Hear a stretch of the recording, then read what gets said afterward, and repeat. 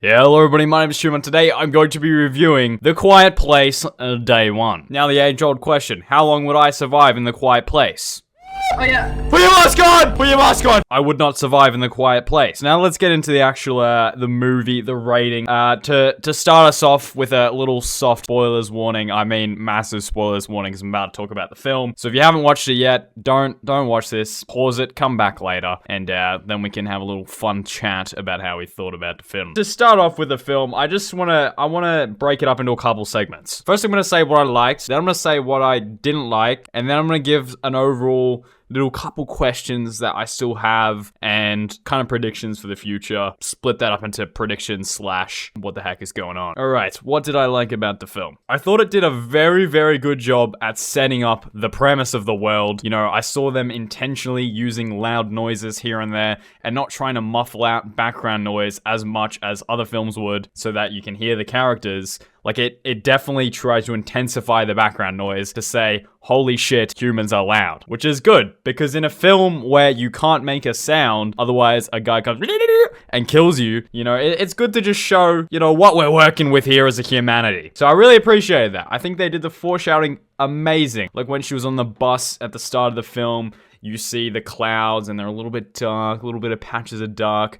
Personally, I saw that as meteors are coming because, like, in the second film, I think, they show meteors coming out of the sky and the sky is very dark in those areas where the meteor's gone. So my brain was like, foreshadowing? That is insane. And then there was other bits of foreshadowing, like, you know, on the bus, there were little bits of red blood underneath I think it was, like, bus number or something. There was just a little bit of blood under there. But I saw that as a bit of foreshadowing that chaos was about to unfold. And I just really appreciate they used foreshadowing to a good extent, you know, like it wasn't like, guys, I hope no one comes here and doesn't let us make sound. You know, like they did it in a good way. So I really appreciate the foreshadowing. Also, another thing is the sound. Like, holy shit, surround sound is bloody good. Oh my god, it makes a difference. If you're thinking right now and you're watching it and you don't really care about spoilers and you haven't seen the film and you're like, should I go to the film? Like, should I go to the cinemas and watch it or should I watch it at home? Watch it in the goddamn cinemas because, oh my god, the surround sound is important. Like, you're sitting there and then you just hear like a which is obviously the alien coming closer and ready to kill people.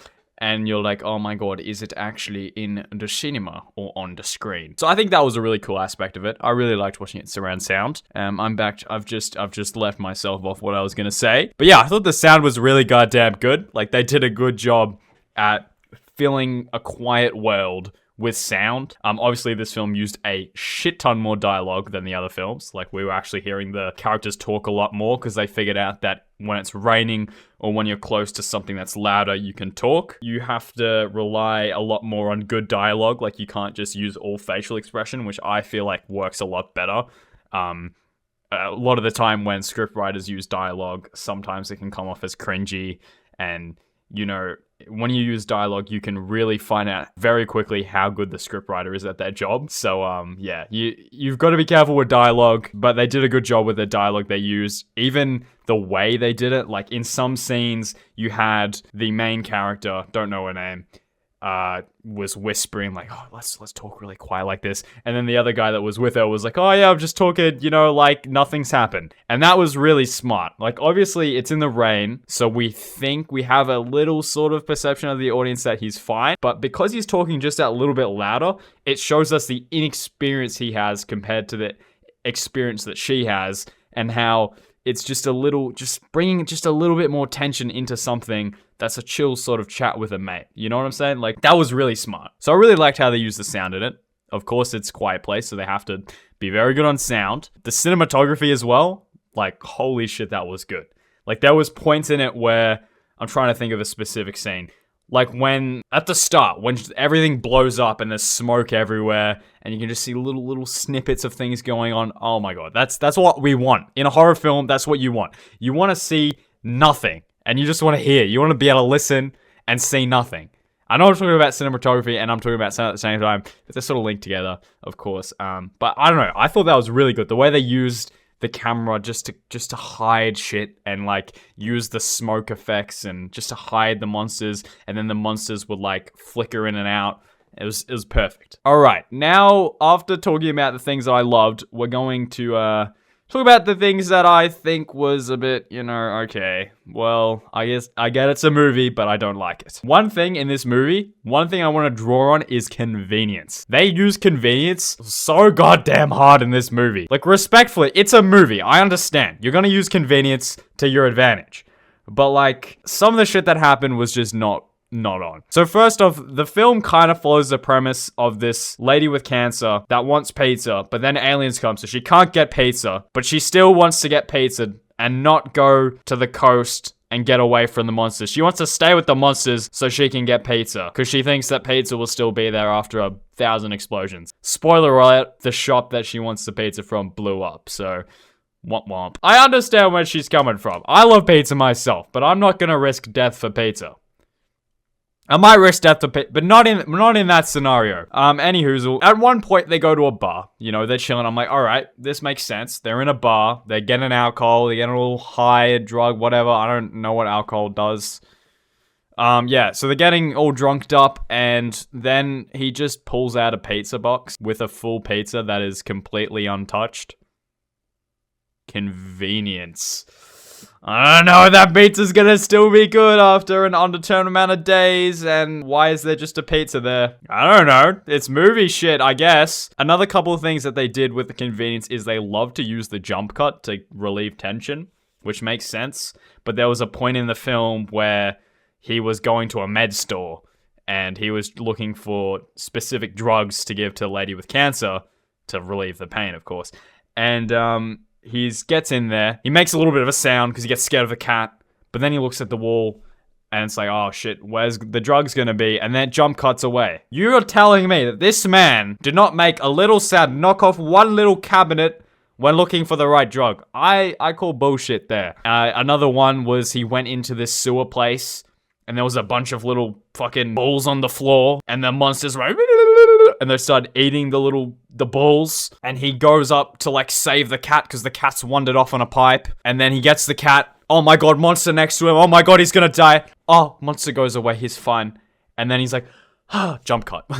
How the fuck did he get out of that place? Like, you're telling me that this man with like 600 sound next to him just was like, meh, and left? Like, on top of that, this guy has a problem with them. Every time they get close to him, and when he's with the main character, he's like, and he starts like uncontrollably shaking and is about to make sound. So you're telling me that this motherfucker was in the pipe place with all these guys and was just like, meh, I'm gonna leave now. I'm fine.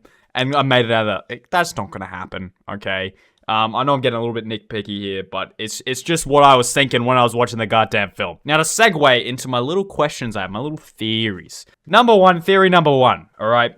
Those balls that I was mentioning earlier are clearly eggs.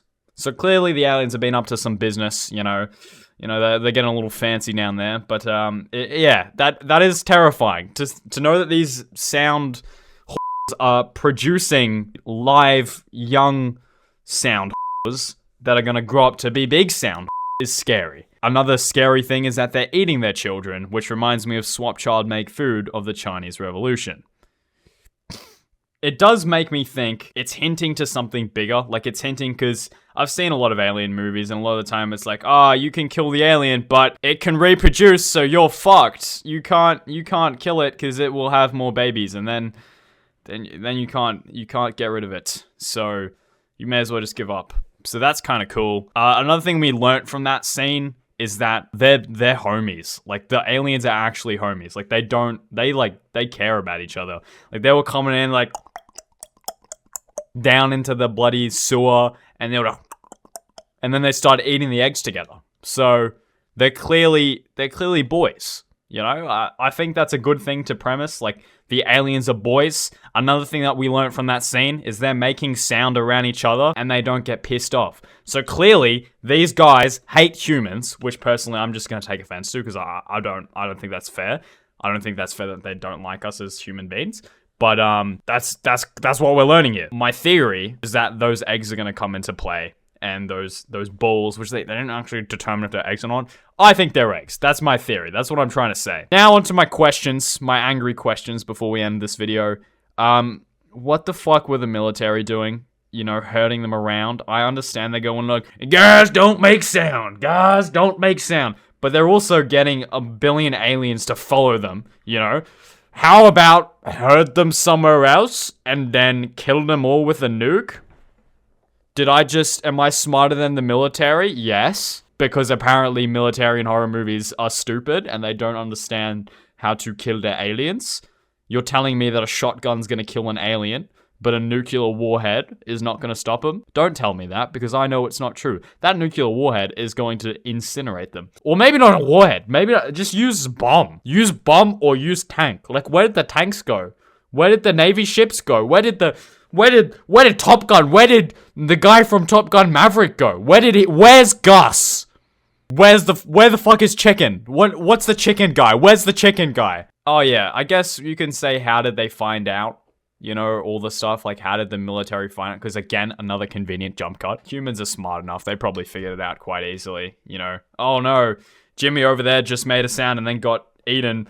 But John didn't make a sound and he's still alive. I guess they don't like sound. But yeah, no, to wrap this up, my rating of the film, I'm gonna give it a 10 out of 10. To give you some context on how I rate films, I rank them from 10 out of 10, but you also have the legendary 11 out of 10. And this film does not qualify for a legendary 11 out of 10 because there's just too many things that I don't think gets it to that 11 out of 10. The convenience jump cutting, like, I use it once or twice, but they used it so many times. Like, it was just, come on.